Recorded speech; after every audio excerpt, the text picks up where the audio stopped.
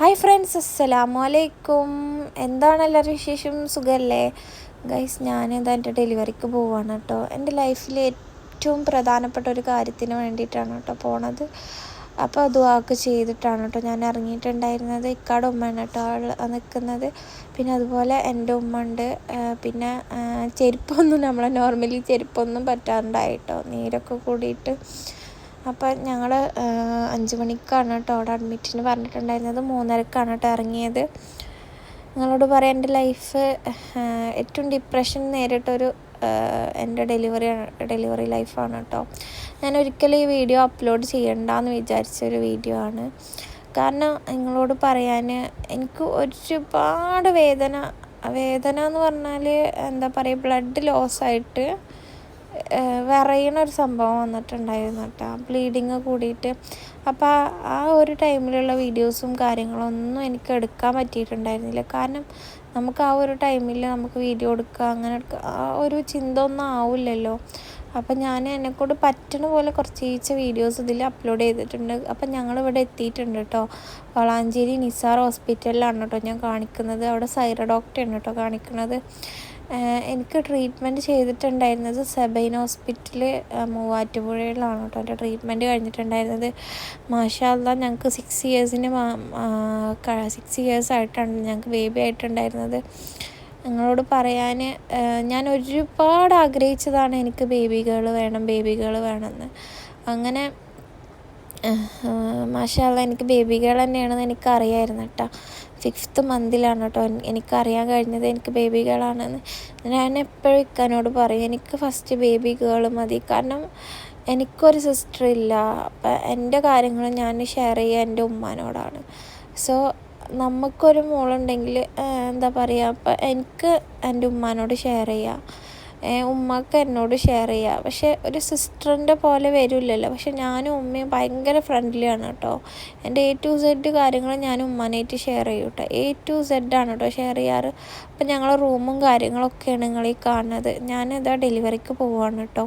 എനിക്ക് ട്യൂബ് ഇട്ടിട്ടാണ് കേട്ടോ വേദന വന്നത് ഗൈസ്. അപ്പോൾ നിങ്ങളോട് പറയാൻ വേദന ട്യൂബിലുള്ളൊരു വേദനയാണ് കേട്ടോ എനിക്ക് ഫസ്റ്റ് ഇട്ടുണ്ടായിരുന്നത്. ട്യൂബ് ഇടുമ്പോഴൊക്കെ നല്ല പെയിൻ ഉണ്ടായിരുന്നു. അത് കഴിഞ്ഞിട്ട് ഞാൻ ട്യൂബൊക്കെ ഊരിയിട്ട് പിറ്റേന്ന് മോർണിംഗ് 4 മണിക്ക് ലേബർ റൂമിൽ എന്നെ കയറ്റിയതാണ് കേട്ടോ. പിന്നെ എന്നെ പുറത്തേക്ക് എത്തിച്ചിട്ടില്ല കേട്ടോ. മീൻസ് ഞാൻ വിചാരിച്ചു എനിക്ക് പുറത്ത് പോകാമെന്ന്. പിന്നെ 12 മണിയായപ്പോൾ എൻ്റെ ഡെലിവറി കഴിഞ്ഞു കേട്ടോ. അപ്പോൾ ഉമ്മയും എൻ്റെ ഉപ്പയാണ് കേട്ടോ അത്. അപ്പോൾ നിങ്ങളോട് പറയാൻ ഒരുപാട് കാലം അവരും ആഗ്രഹിച്ചിട്ടുള്ളൊരു കാര്യമാണ് കേട്ടോ. അവർക്കൊരു പേരക്കുട്ടി, ആദ്യത്തെ പേരക്കുട്ടിയാണ് കേട്ടോ. പിന്നെ എൻ്റെ ബ്രദറിന് ഭയങ്കര ഹാപ്പി ആയിട്ട് അവന് കേക്കൊക്കെ മേടിച്ചിട്ടുണ്ടായിരുന്നത്. ഒന്നാമത്തെ കാര്യം January 1 എൻ്റെ ഡെലിവറി കഴിഞ്ഞത്. ന്യൂ ഇയർ ബേബി കൂടിയാണ് കേട്ടോ. പിന്നെ ഞങ്ങളോട് പറയാൻ ഒരുപാട് എന്താ പറയുക, ഞാനും ഒരുപാട് മോളെ കണ്ടപ്പോൾ എനിക്ക് ഒരുപാട് സന്തോഷമായിട്ടോ. ഞാനും കെട്ടിപ്പിടിച്ച് ഉമ്മൊക്കെ വെച്ചിട്ടാണ് കേട്ടോ ഞാൻ ലേബർ റൂമിൽ നിന്ന് കൊടുത്തത്. അപ്പോൾ തന്നെ അവർ പറയുന്നുണ്ട്, മോളെ നിനക്ക് ഒരുപാട് ബ്ലീഡിങ് ആവുന്നുണ്ട് എന്നൊക്കെ എന്നോട് ഇങ്ങനെ പറയുന്നുണ്ട്. എന്താ പറയുക, അങ്ങനെ കരഞ്ഞാൽ ഇനിയും ബ്ലീഡിങ് കൂടുന്നൊക്കെ പറയുന്നുണ്ട് കേട്ടോ. എനിക്കെൻ്റെ ഡെലിവറി കഴിഞ്ഞിട്ടും എനിക്ക് പെയിന് സഹിക്കുന്നുണ്ടായിരുന്നില്ല കേട്ടോ. അപ്പം എൻ്റെ മോളാണ് കേട്ടോ എൻ്റെ മടിയിലിരിക്കുന്നത്. അടുത്ത് നിൽക്കുന്നത് ഉപ്പയാണ്. നിങ്ങൾക്ക് അറിയുണ്ടാവില്ല, എൻ്റെ വീഡിയോ കാണുന്ന ആൾക്കാർക്കൊക്കെ അറിയുണ്ടാവും. അപ്പം ഞാൻ എന്താ പറയുക, എൻ്റെ 2 കൈയിലും ഗ്ലൂക്കോസ് കുത്തിയിട്ടുണ്ടായിരുന്നു. ഒരു കയ്യിലുള്ള സൂചിയൊക്കെ പൊട്ടി, അങ്ങനെയൊക്കെ ആകെ ഇടങ്ങറായി. എന്നിട്ട് പിന്നെ ഒരു നെക്സ്റ്റ് കയ്യിൽ കുത്തിയിട്ടുണ്ടായിരുന്നു കേട്ടോ.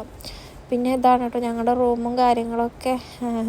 അപ്പോൾ കേക്കൊക്കെ ഷാമിലാണ് കേട്ടോ. ഷാമിലൊക്കെ സ്പോൺസർ ആയിരുന്നു കേട്ടോ കേക്ക്.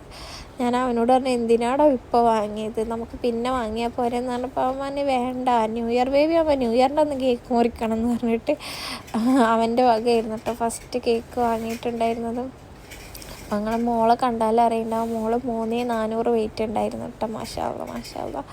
പക്ഷേ പിന്നെ മോള് മെലിഞ്ഞ് വന്ന്, കാരണം നീരായിരുന്നു. എൻ്റെ മാമൻ്റെ മോളാണത്. പിന്നെ ഇക്കാടെ ഉമ്മ, എൻ്റെ ഉമ്മ, ഞാൻ, ഉപ്പ, ഇത് ബ്രദറാണ് കേട്ടോ. ഇത് നിങ്ങളോട് പറയാം, ഇത് ഈ വീഡിയോ ഞാൻ ഏറ്റവും ഡിപ്രഷനിൽ പോയ ടൈമും കൂടിയാണ് കേട്ടോ എൻ്റെ ഡെലിവറി ലൈഫ്.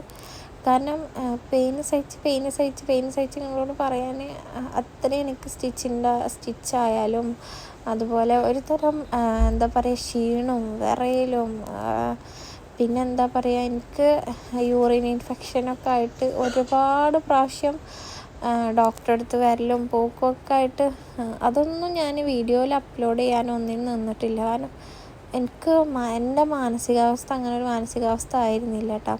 പക്ഷേ ചില ഭാഗങ്ങളൊക്കെ എൻ്റെ ബ്രദറിനോട് ഞാൻ പറഞ്ഞ് എനിക്ക് മെമ്മറബിൾ മൂമെൻറ്റ്സ് വേണമെന്ന് പറഞ്ഞിട്ട് അവനോട് പറഞ്ഞിട്ട് അവൻ്റെ ഇഷ്ടപ്രകാരമാണ് കേട്ടോ ഓരോ വീഡിയോസ് എടുത്തതും ഇതൊക്കെ.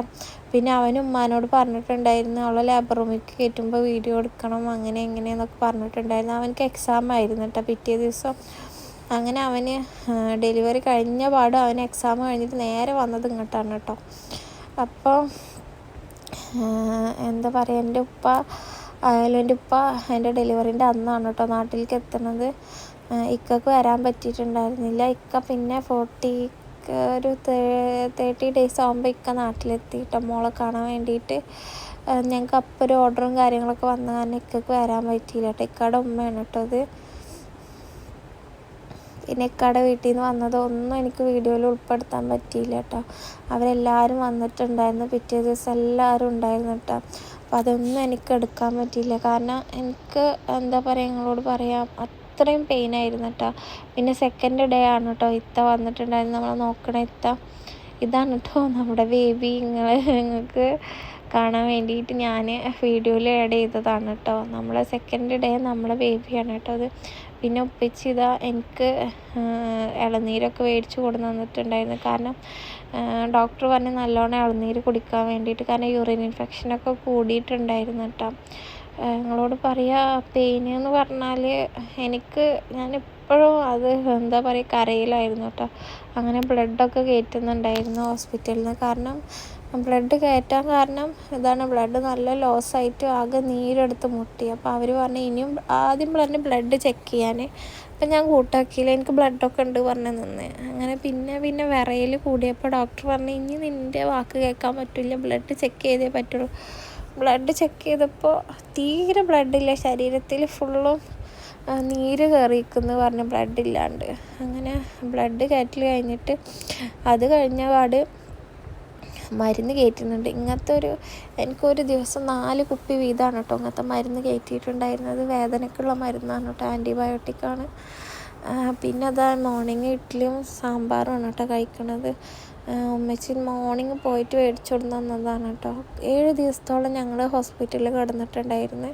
ശരിക്കും ഒരു നോർമൽ ഡെലിവറി ആയിരുന്നു, പക്ഷെ ശരിക്കും ഒരു ഓപ്പറേഷൻ കഴിഞ്ഞ പോലത്തെ, അതായത് സിസേറിയൻ ഡെലിവറി പോലെ ആയിരുന്നു കേട്ടോ എൻ്റെ ലൈഫ്. എന്നും പെയിന്. അങ്ങനെ ഞങ്ങളോട് പറയാൻ യൂറിൻ ഇൻഫെക്ഷനൊക്കെ അങ്ങോട്ട് കൂടിയിട്ട് എത്രയോ ഹൈ ആയിരുന്നു കേട്ടോ. അങ്ങനെ എത്രയോ ഹൈ ആയിരുന്നു വെച്ചാൽ ഒരുപാട് ഹൈ ആയിരുന്നു. അത്രയും ഞാൻ മെഡിസിനും കഴിച്ചിട്ടുണ്ടായിരുന്നു കേട്ടോ. അപ്പം തന്നെ അമ്മച്ചിക്കൊക്കെ നല്ല ടെൻഷനുണ്ട്. പിന്നെ ഞങ്ങളിതാ നിങ്ങളോട് പറയാൻ, ആ റൂമിൽ നിന്ന് എനിക്ക് ബെഡിൽ നിന്ന് ഇറങ്ങലും കയറലും നടക്കാത്ത കാരണം ഞാൻ ഡോക്ടറോട് റിക്വസ്റ്റ് ചെയ്തിട്ട് എനിക്ക് വേറെ റൂം വേണമെന്ന് പറഞ്ഞിട്ട് അങ്ങനെ വേറൊരു റൂം നമുക്ക് ഡോക്ടർ റെഡിയാക്കി തന്നിട്ടുണ്ടായിരുന്നു കേട്ടോ. ആ റൂമാണ് കേട്ടോ നിങ്ങളീ കാണുന്നത്. മാഷാ അല്ലാഹ് അതിൽ നല്ല സൗകര്യമുണ്ട്. ഞങ്ങൾ എന്നിട്ട് പറയും ചെയ്ത് സെയിം റെൻ്റ് തന്നെയാണ് കേട്ടോ വരുന്നത്. ഞങ്ങൾ പറയും ചെയ്ത് ഇത്രയും നല്ല റൂമുണ്ടായിട്ട് നിങ്ങൾ മേലെ തന്നതെന്ന് പറഞ്ഞ്.